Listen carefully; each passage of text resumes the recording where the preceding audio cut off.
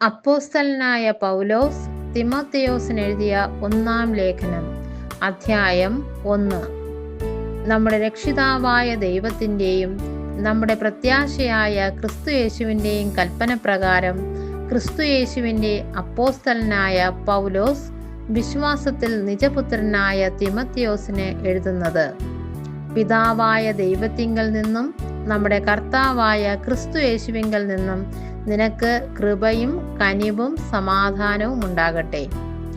അന്യഥ ഉപദേശിക്കരുതെന്നും വിശ്വാസമെന്ന ദൈവവ്യവസ്ഥയ്ക്കല്ല തർക്കങ്ങൾക്ക് മാത്രം ഉതകുന്ന കെട്ടുകഥകളെയും അന്ധമില്ലാത്ത വംശാവലികളെയും ശ്രദ്ധിക്കരുതെന്നും ചിലരോട് ആജ്ഞാപിക്കേണ്ടതിന് നീ എഫെസോസിൽ താമസിക്കണമെന്ന് ഞാൻ മക്കദോന്യയ്ക്ക് പോകുമ്പോൾ അപേക്ഷിച്ചതുപോലെ ഇപ്പോഴും ചെയ്യുന്നു.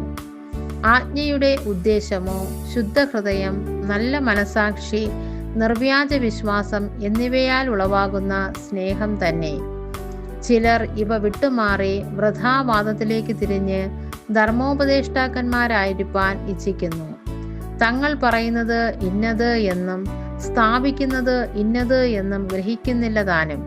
ന്യായപ്രമാണമോ നീതിമാനല്ല, അധർമ്മികൾ, അഭക്തർ, അനുസരണം കെട്ടവർ, പാപികൾ, അശുദ്ധർ, ബാഹ്യന്മാർ, പിതൃഹന്താക്കൾ, മാതൃഹന്താക്കൾ, കൊലപാതകർ, ദുർനടപ്പുകാർ, പുരുഷമൈഥുനക്കാർ, നരമോഷ്ടാക്കൾ, ഭോഷ്ക് പറയുന്നവർ, കള്ളസത്യം ചെയ്യുന്നവർ എന്നീ വകക്കാർക്കും പത്യോപദേശത്തിന് വിപരീതമായ മറ്റേതിനും അത്രേ വച്ചിരിക്കുന്നത് എന്ന് ഗ്രഹിച്ചുകൊണ്ട് അതിനെ ന്യായോചിതമായി ഉപയോഗിച്ചാൽ ന്യായപ്രമാണം നല്ലത് തന്നെ എന്ന് നാം അറിയുന്നു.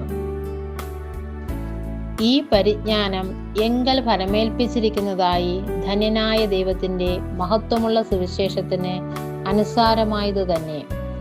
എനിക്ക് ശക്തി നൽകിയ ക്രിസ്തുയേശു എന്ന നമ്മുടെ കർത്താവ് എന്നെ വിശ്വസ്തനെന്ന് എണ്ണി ശുശ്രൂഷയ്ക്കാക്കിയത് കൊണ്ട് ഞാൻ കർത്താവിനെ സ്തുതിക്കുന്നു.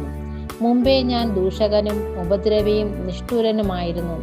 എങ്കിലും അവിശ്വാസത്താൽ അറിയാതെ ചെയ്തതാകൊണ്ട് എനിക്ക് കരുണ ലഭിച്ചു. നമ്മുടെ കർത്താവിൻ്റെ കൃപ ക്രിസ്തുയേശുവിലുള്ള വിശ്വാസത്തോടും സ്നേഹത്തോടും കൂടെ അത്യന്തം വർദ്ധിച്ചുമിരിക്കുന്നു. ക്രിസ്തുയേശു പാപികളെ രക്ഷിപ്പാൻ ലോകത്തിൽ വന്നു എന്നുള്ളത് വിശ്വാസ്യവും എല്ലാവരും അംഗീകരിപ്പാൻ യോഗ്യവുമായ വചനം തന്നെ. ആ പാപികളിൽ ഞാൻ ഒന്നാമൻ. എന്നിട്ടും യേശുക്രിസ്തു നിത്യജീവനായിക്കൊണ്ട് തന്നിൽ വിശ്വസിപ്പാനുള്ളവർക്ക് ദൃഷ്ടാന്തത്തിനായി സകല ദീർഘക്ഷമയും ഒന്നാമനായ എന്നിൽ കാണിക്കേണ്ടതിന് എനിക്ക് കരുണ ലഭിച്ചു.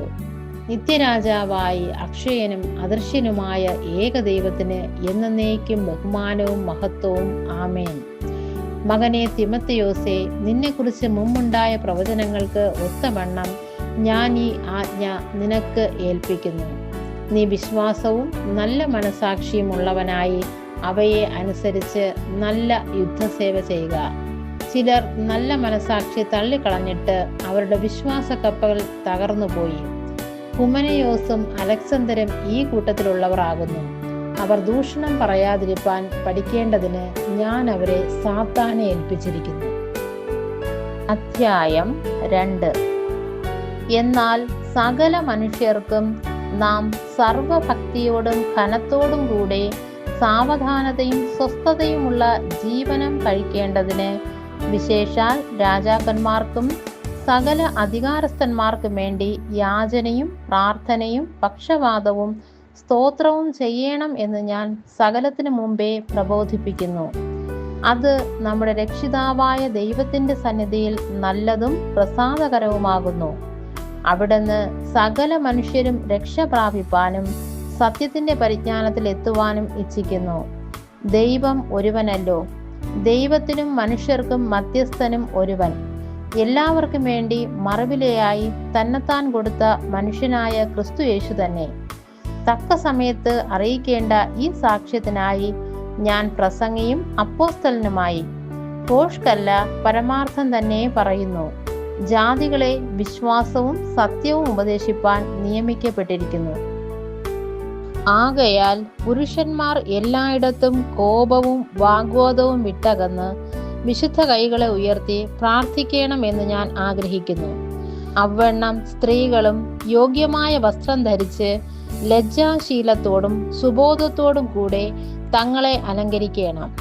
പിന്നിയ തലമുടി, പൊന്ന്, മുത്ത്, വിലയേറിയ വസ്ത്രം എന്നിവ കൊണ്ടല്ല, ദൈവഭക്തിയെ സ്വീകരിക്കുന്ന സ്ത്രീകൾക്ക് ഉചിതമാകും വണ്ണം സൽപ്രവൃത്തികളെ കൊണ്ടത്രേ അലങ്കരിക്കേണ്ടത്. സ്ത്രീ മൗനമായിരുന്ന് പൂർണ്ണ അനുസരണത്തോടും കൂടെ പഠിക്കട്ടെ. മൗനമായിരിക്കാനല്ലാതെ ഉപദേശിപ്പാനോ പുരുഷന്റെ മേൽ അധികാരം നടത്തുവാനോ ഞാൻ സ്ത്രീയെ അനുവദിക്കുന്നില്ല. ആദാം ആദ്യം നിർമ്മിക്കപ്പെട്ടു, പിന്നെ ഹവ്വ. ആദാമല്ല, സ്ത്രീ അത്രേ വഞ്ചിക്കപ്പെട്ട് ലംഘനത്തിൽ അകപ്പെട്ടത്. എന്നാൽ വിശ്വാസത്തിലും സ്നേഹത്തിലും വിശുദ്ധീകരണത്തിലും സുബോധത്തോടെ പാർക്കുന്നു എങ്കിൽ അവൾ മക്കളെ പ്രസവിച്ച് രക്ഷ പ്രാപിക്കും. അധ്യായം 3. ഒരുവൻ അധ്യക്ഷ സ്ഥാനം കാക്ഷിക്കുന്നു എങ്കിൽ നല്ല വേല ആഗ്രഹിക്കുന്നു എന്നുള്ളത് വിശ്വാസയോഗ്യമാകുന്നു. എന്നാൽ അധ്യക്ഷൻ നിരപവാദ്യനായി ഏകഭാര്യയുടെ ഭർത്താവും നിർമ്മതനും ജിതേന്ദ്രിയനും സുശീലനും അതിഥിപ്രിയനും ഉപദേശിപ്പാൻ സമർത്ഥനുമായിരിക്കണം. മദ്യപ്രിയനും തല്ലുകാരനും അരുത്. ശാന്തനും കലഹിക്കാത്തവനും ദ്രവ്യാഗ്രഹമില്ലാത്തവനും സ്വന്തം കുടുംബത്തെ നന്നായി ഭരിക്കുന്നവനും മക്കളെ പൂർണ്ണ ഗൗരവത്തോടെ അനുസരണത്തിൽ പാലിക്കുന്നവനും ആയിരിക്കണം. സ്വന്തം കുടുംബത്തെ ഭരിപ്പാൻ അറിയാത്തവൻ ദൈവസഭയെ എങ്ങനെ പരിപാലിക്കും? നിഗളിച്ചിട്ട് പിശാചിന് വന്ന ശിക്ഷാവിധിയിൽ അകപ്പെടാതിരിപ്പാൻ പുതിയ ശിഷ്യനും അരുത്. നിന്ദയിലും പിശാചിന്റെ കെണിയിലും കുടുങ്ങിപ്പോകാതിരിപ്പാൻ പുറമേയുള്ളവരോട് നല്ല സാക്ഷ്യം പ്രാപിച്ചവനും ആയിരിക്കണം. അവണ്ണം ശുശ്രൂഷകന്മാർ ഘനശാലികളായിരിക്കണം. ഇരുവാക്കുകാരും മദ്യപന്മാരും ദുർലാഭമോഹികളും അരുത്. അവർ വിശ്വാസത്തിന്റെ മർമ്മം ശുദ്ധ മനസാക്ഷിയിൽ വെച്ചുകൊള്ളുന്നവർ ആയിരിക്കണം. അവരെ ആദ്യം പരീക്ഷിക്കണം. അനിന്ദ്യരായി കണ്ടാൽ അവർ ശുശ്രൂഷ ഏൽക്കട്ടെ. അവണ്ണം സ്ത്രീകളും ഘനശാലികളായി ഏഷണി പറയാതെ നിർമ്മതമാരും എല്ലാറ്റിലും വിശ്വസ്തമാരുമായിരിക്കണം. ശുശ്രൂഷകന്മാർ ഏകഭാര്യയുള്ള ഭർത്താക്കന്മാരും മക്കളെയും സ്വന്തം കുടുംബങ്ങളെയും നന്നായി ഭരിക്കുന്നവരും ആയിരിക്കണം. നന്നായി ശുശ്രൂഷ ചെയ്തിട്ടുള്ളവർ തങ്ങൾക്ക് നല്ല നിലയും ക്രിസ്തുവേശിങ്കലുള്ള വിശ്വാസത്തിൽ വളരെ പ്രാഗൽഭ്യവും സമ്പാദിക്കുന്നു. ഞാൻ വേഗത്തിൽ നിന്റെ അടുക്കൽ വരുമെന്ന് ആശിക്കുന്നു. താമസിച്ചു പോയാലോ സത്യത്തിന്റെ തൂണും അടിസ്ഥാനവുമായി ജീവനുള്ള ദൈവത്തിന്റെ സഭയാകുന്ന ദൈവാലയത്തിൽ നടക്കേണ്ടത് എങ്ങനെയെന്ന് നീ അറിയേണ്ടതിന് ഇത് എഴുതുന്നു. അവൻ ജഡത്തിൽ വെളിപ്പെട്ടു, ആത്മാവിൽ നീതീകരിക്കപ്പെട്ടു, ദൂതന്മാർക്ക് പ്രത്യക്ഷനായി, ജാതികളുടെ ഇടയിൽ പ്രസംഗിക്കപ്പെട്ടു, ലോകത്തിൽ വിശ്വസിക്കപ്പെട്ടു, തേജസ്സിൽ എടുക്കപ്പെട്ടു എന്നിങ്ങനെ ദൈവഭക്തിയുടെ മർമ്മം സമ്മതമാം വണ്ണം വലിയതാകുന്നു. അധ്യായം 4. എന്നാൽ ഭാവി കാലത്ത് ചിലർ വ്യാജ ആത്മാക്കളെയും ഭൂതങ്ങളുടെ ഉപദേശങ്ങളെയും ആശ്രയിച്ച് ഭോഷ്ക് പറയുന്നവരുടെ കപടത്താൽ വിശ്വാസം ത്യജിക്കുമെന്ന് ആത്മാവ് തെളിവായി പറയുന്നു. അവർ സ്വന്തം മനസാക്ഷിയിൽ ചൂടുവച്ചവരായി വിവാഹം വിലക്കുകയും സത്യത്തെ ഗ്രഹിച്ചിരിക്കുന്ന വിശ്വാസികൾ സ്തോത്രത്തോടെ അനുഭവിപ്പാൻ ദൈവം സൃഷ്ടിച്ച ഭോജ്യങ്ങളെ വർജിക്കണമെന്ന് കൽപ്പിക്കുകയും ചെയ്യും. എന്നാൽ ദൈവത്തിന്റെ സൃഷ്ടിയെല്ലാം നല്ലത്. സ്തോത്രത്തോടെ അനുഭവിക്കുന്നു എങ്കിൽ ഒന്നും വർജിക്കേണ്ടതല്ല. ദൈവവചനത്താലും പ്രാർത്ഥനയാലും വിശുദ്ധീകരിക്കപ്പെടുന്നുവല്ലോ. ഇത് സഹോദരന്മാരെ ഗ്രഹിപ്പിച്ചാൽ നീ അനുസരിച്ച വിശ്വാസത്തിന്റെയും സതുപദേശത്തിന്റെയും വചനത്താൽ പോഷണം ലഭിച്ച് ക്രിസ്തു യേശുവിന് നല്ല ശുശ്രൂഷകനാകും. ഭക്തിവിരുദ്ധമായ കിഴവിക്കഥകളെ ഒഴിച്ച് ദൈവഭക്തിക്ക് ഒത്തവണ്ണം അഭ്യാസം ചെയ്യുക. ശരീരാഭ്യാസം അല്പപ്രയോജനമുള്ളതത്രേ. ദൈവഭക്തിയോ ഇപ്പോഴത്തെ ജീവന്റെയും വരുവാനിരിക്കുന്നതിൻ്റെയും വാഗ്ദത്തമുള്ളതാകയാൽ സകലത്തിനും പ്രയോജനകരമാകുന്നു. ഇത് വിശ്വാസ്യവും എല്ലാവരും അംഗീകരിപ്പാൻ യോഗ്യവുമായ വചനം. അതിനായിട്ട് തന്നെ നാം സകല മനുഷ്യരുടെയും പ്രത്യേകം വിശ്വാസികളുടെയും രക്ഷിതാവായ ജീവനുള്ള ദൈവത്തിൽ ആശ വച്ച് അധ്വാനിച്ചും പോരാടിയും വരുന്നു. ഇത് നീ ആജ്ഞാപിക്കുകയും ഉപദേശിക്കുകയും ചെയ്യുക. ആരും നിന്റെ യൗവനം തുച്ഛീകരിക്കരുത്.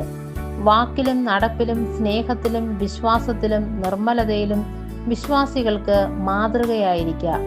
ഞാൻ വരുവോളം വായന, പ്രബോധനം, ഉപദേശം എന്നിവയിൽ ശ്രദ്ധിച്ചിരിക്കുക.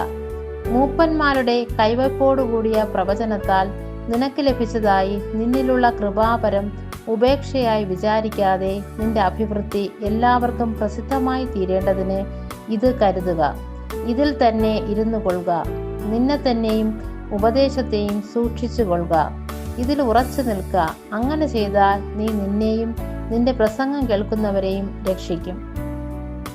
അധ്യായം 5. മൂത്തവനെ ഭർസിക്കാതെ അപ്പനെ പോലെയും ഇളയവരെ സഹോദരന്മാരെ പോലെയും മൂത്ത സ്ത്രീകളെ അമ്മമാരെ പോലെയും ഇളയ സ്ത്രീകളെ പൂർണ്ണ നിർമ്മലതയോടെ സഹോദരികളെ പോലെയും പ്രബോധിപ്പിക്കുക. സാക്ഷാൽ വിധവമാരായിരിക്കുന്ന വിധവമാരെ മാനിക്കുക. വല്ല വിധവയ്ക്കും പുത്രപൗത്രന്മാർ ഉണ്ടെങ്കിൽ അവർ മുമ്പേ സ്വന്തം കുടുംബത്തിൽ ഭക്തി കാണിച്ച് അമ്മയപ്പന്മാർക്ക് പ്രത്യുപകാരം ചെയ്യുവാൻ പഠിക്കട്ടെ. ഇത് ദൈവസന്നിധിയിൽ പ്രസാദകരമാകുന്നു. സാക്ഷാൽ വിധവയും ഏകാകിയുമായവൾ ദൈവത്തിൽ ആശ വച്ച് രാപ്പകൽ യാചനയിലും പ്രാർത്ഥനയിലും ഉറ്റുപാർക്കുന്നു. കാമുകിയായവളോ ജീവിച്ചിരിക്കെ തന്നെ ചത്തവൾ. അവർ നിരപവാദ്യമാരായിരിക്കേണ്ടതിന് നീ ഇത് ആജ്ഞാപിക്കുക. തനിക്കുള്ളവർക്കും പ്രത്യേകം സ്വന്തം കുടുംബക്കാർക്കും വേണ്ടി കരുതാത്തവൻ വിശ്വാസം തള്ളിക്കളഞ്ഞ് അവിശ്വാസിയേക്കാൾ അധമനായിരിക്കുന്നു. സൽപ്രവൃത്തികളാൽ ശ്രുതിപ്പെട്ട് ഏകഭർത്താവിൻ്റെ ഭാര്യയായിരുന്ന് 60 വയസ്സിന് താഴെയല്ലാത്ത വിധവ മക്കളെ വളർത്തുകയോ അതിഥികളെ സൽക്കരിക്കുകയോ വിശുദ്ധന്മാരുടെ കാലുകളെ കഴുകുകയോ ഞെരുക്കമുള്ളവർക്ക് മുട്ടുതീർക്കുകയോ സർവ്വ സൽപ്രവൃത്തിയും ചെയ്തു പോരുകയോ ചെയ്തുവെങ്കിൽ അവളെ തിരഞ്ഞെടുക്കാം. ഇളയ വിധവമാരെ ഒഴിക്കുക. അവർ ക്രിസ്തുവിന് വിരോധമായി പുളച്ചു മതിക്കുമ്പോൾ വിവാഹം ചെയ്യുവാൻ ഇച്ഛിക്കും. ആദ്യ വിശ്വാസം തള്ളുകയാൽ അവർക്ക് ശിക്ഷാവിധിയുണ്ട്. അത്രയുമല്ല, അവർ വീട് തോറും നടന്ന് മിനക്കിടുവാനും ശീലിക്കും. മിനക്കിടുക മാത്രമല്ല, വായാടികളും പരകാര്യത്തിൽ ഇടപെടുന്നവരുമായി അരുതാത്തത് സംസാരിക്കുകയും ആകയാൽ ഇളയവർ വിവാഹം ചെയ്യുകയും പുത്രസമ്പത്തുണ്ടാക്കുകയും ഭവനം രക്ഷിക്കുകയും വിരോധിക്ക് അപവാദത്തിന് അവസരമൊന്നും കൊടുക്കാതിരിക്കുകയും വേണമെന്ന് ഞാൻ ഇച്ഛിക്കുന്നു. ഇപ്പോൾ തന്നെ ചിലർ സാത്താന്റെ പിന്നാലെ പോയല്ലോ. ഒരു വിശ്വാസിനിക്ക് വിധവമാർ ഉണ്ടെങ്കിൽ അവൾ തന്നെ അവർക്ക് മുട്ടുതീർക്കട്ടെ. സഭയ്ക്ക് ഭാരം വരരുത്. സാക്ഷാൽ വിധവമാരായവർക്ക് മുട്ടുതീർപ്പാനുണ്ടല്ലോ. നന്നായി ഭരിക്കുന്ന മൂപ്പന്മാരെ, പ്രത്യേകം വചനത്തിലും ഉപദേശത്തിലും അധ്വാനിക്കുന്നവരെ തന്നെ, ഇരട്ടി മാനത്തിന് യോഗ്യരായി എണ്ണുക. മെതിക്കുന്ന കാളയ്ക്ക് മുഖക്കൊട്ട കെട്ടരുത് എന്ന് തിരുവെഴുത്ത് പറയുന്നു. വേലക്കാരൻ തൻ്റെ കൂലിക്ക് യോഗ്യനെന്നും ഉണ്ടല്ലോ. 2-3 സാക്ഷികൾ മുഖേന അല്ലാതെ ഒരു മൂപ്പന്റെ നേരെ അന്യായം എടുക്കരുത്. പാപം ചെയ്യുന്നവരെ ശേഷമുള്ളവർക്കും ഭയത്തിനായി എല്ലാവരും കേൾക്കെ ശാസിക്ക. നീ പക്ഷമായി ഒന്നും ചെയ്യാതെ കണ്ട് സിദ്ധാന്തം കൂടാതെ ഇവ പ്രമാണിച്ചു കൊള്ളണം എന്ന് ഞാൻ ദൈവത്തെയും ക്രിസ്തു യേശുവിനെയും ശ്രേഷ്ഠ ദൂതന്മാരെയും സാക്ഷിയാക്കി നിന്നോട് കൽപ്പിക്കുന്നു. യാതൊരുത്തന്റെ മേലും വേഗത്തിൽ കൈവയ്ക്കരുത്. അന്യന്മാരുടെ പാപങ്ങളിൽ ഓഹരിക്കാരനാകുകയും അരുത്. നിന്നെ തന്നെ നിർമ്മലനായി കാത്തുകൊള്ളുക. മേലാൽ വെള്ളം മാത്രം കുടിക്കാതെ നിന്റെ അജീർണതയും കൂടെയുള്ള ക്ഷീണതയും നിമിത്തം അല്പം മീഞ്ഞും സേവിച്ചു കൊള്ളുക. ചില മനുഷ്യരുടെ പാപങ്ങൾ വിസ്താരത്തിന് മുമ്പേ തന്നെ വെളിവാക്കിയിരിക്കുന്നു. ചിലരുടെ പാപങ്ങളോ ക്രമേണയത്രേ. സൽപ്രവൃത്തികളും അങ്ങനെ തന്നെ വെളിവാകുന്നു. വെളിവാകാത്തവയും മറഞ്ഞിരിക്കുകയില്ല. അധ്യായം 6. നുകത്തിൻ കീഴിൽ ദാസന്മാരായിരിക്കുന്നവരൊക്കെയും ദൈവനാമവും ഉപദേശവും ദുഷിക്കപ്പെടാതിരിപ്പാൻ തങ്ങളുടെ യജമാനന്മാരെ സകല മാനത്തിനും യോഗ്യന്മാർ എന്ന് എണ്ണേണ്ടതാകുന്നു. വിശ്വാസികളായ യജമാനന്മാരുള്ളവർ അവരെ സഹോദരന്മാർ എന്ന് വെച്ച് അലക്ഷ്യമാക്കരുത്. തങ്ങളെ കൊണ്ടുള്ള ഉപകാരം അനുഭവിക്കുന്നവർ വിശ്വാസികളും പ്രിയരും ആകൊണ്ട് അവരെ വിശേഷാൽ സേവിക്കത്രേ വേണ്ടത്. ഇത് നീ ഉപദേശിക്കുകയും പ്രബോധിപ്പിക്കുകയും ചെയ്യുക. നമ്മുടെ കർത്താവായ യേശുക്രിസ്തുവിൻ്റെ പത്യവചനവും ഭക്തിക്കൊത്ത ഉപദേശവും അനുസരിക്കാതെ അന്യത ഉപദേശിക്കുന്നവൻ ഒന്നും തിരിച്ചറിയാതെ തർക്കത്തിൻ്റെയും വാഗ്വാദത്തിൻ്റെയും ഭ്രാന്ത് പിടിച്ച് ചീർത്തിരിക്കുന്നു. അവയാൽ അസൂയ, ഷണ്ട, ദൂഷണം, ദുസ്സംശയം, ദുർബുദ്ധികളും സത്യത്യാഗികളുമായ മനുഷ്യരുടെ വ്യർത്ഥവാദം എന്നിവ ഉളവാകുന്നു. അവർ ദൈവഭക്തി ആദായ സൂത്രം എന്ന് വിചാരിക്കുന്നു. അലംഭാവത്തോടു കൂടിയ ദൈവഭക്തി വലുതായ ആദായം ആകുന്നതാനും. ഇഹലോകത്തിലേക്ക് നാം ഒന്നും കൊണ്ടുവന്നിട്ടില്ല, ഇവിടെ നിന്ന് യാതൊന്നും കൊണ്ടുപോകുവാൻ കഴിയുന്നതുമില്ല. ഉണ്മാനും ഉടുപ്പാനും ഉണ്ടെങ്കിൽ മതി എന്ന് നാം വിചാരിക്കുക. ധനികന്മാരാകുവാൻ ആഗ്രഹിക്കുന്നവർ പരീക്ഷയിലും കെണിയിലും കുടുങ്ങുകയും മനുഷ്യർ സംഹാരനാശങ്ങളിൽ മുങ്ങിപ്പോകുവാൻ ഇടവരുന്ന മൗഢ്യവും ദോഷകരവുമായ പല മോഹങ്ങൾക്കും ഇരയായിത്തീരുകയും ചെയ്യുന്നു. ദ്രവ്യാഗ്രഹം സകലവിധ ദോഷത്തിനും മൂലമല്ലോ. ഇത് ചിലർ കാക്ഷിച്ചിട്ട് വിശ്വാസം വിട്ടുഴന്ന് ബഹുദുഃഖങ്ങൾക്ക് അധീനരായി തീർന്നിരിക്കുന്നു. നീയോ ദൈവത്തിന്റെ മനുഷ്യനായുള്ളോവേ, അത് വിട്ടോടി നീതി, ഭക്തി, വിശ്വാസം, സ്നേഹം, ക്ഷമ, സൗമ്യത എന്നിവയെ പിന്തുടരുക. വിശ്വാസത്തിന്റെ നല്ല പോർ പൊരുതുക. നിത്യജീവനെ പിടിച്ചുകൊള്ളുക. അതിനായി നീ വിളിക്കപ്പെട്ട് അനേകം സാക്ഷികളുടെ മുമ്പാകെ നല്ല സ്വീകാര്യം കഴിച്ചുവല്ലോ. നീ നിഷ്കളങ്കനും നിരപവാദ്യനുമായി ഈ കൽപ്പന നമ്മുടെ കർത്താവായ യേശുവിന്റെ പ്രത്യക്ഷത വരെ പ്രമാണിച്ചു കൊള്ളേണം എന്നിങ്ങനെ സകലത്തെയും ജീവിപ്പിക്കുന്ന ദൈവത്തെയും പൊന്തിയോസ് പിലാത്തോസിന്റെ മുമ്പിൽ നല്ല സ്വീകാര്യം കഴിച്ച ക്രിസ്തു യേശുവിനെയും സാക്ഷി വെച്ച് ഞാൻ നിന്നോട് ആജ്ഞാപിക്കുന്നു. ധന്യനായ ഏകാധിപതിയും രാജാധിരാജാവും കർത്താധികർത്താവും താൻ മാത്രം അമർത്യതയുള്ളവനും അടുത്തുകൂടാത്ത വെളിച്ചത്തിൽ വസിക്കുന്നവനും മനുഷ്യർ ആരും കാണാത്തവനും കാണാൻ കഴിയാത്തവനുമായവൻ തക്ക സമയത്ത് ആ പ്രത്യക്ഷത വരുത്തും. അവന് ബഹുമാനവും നിത്യബലവും ഉണ്ടാകട്ടെ. ആമേൻ.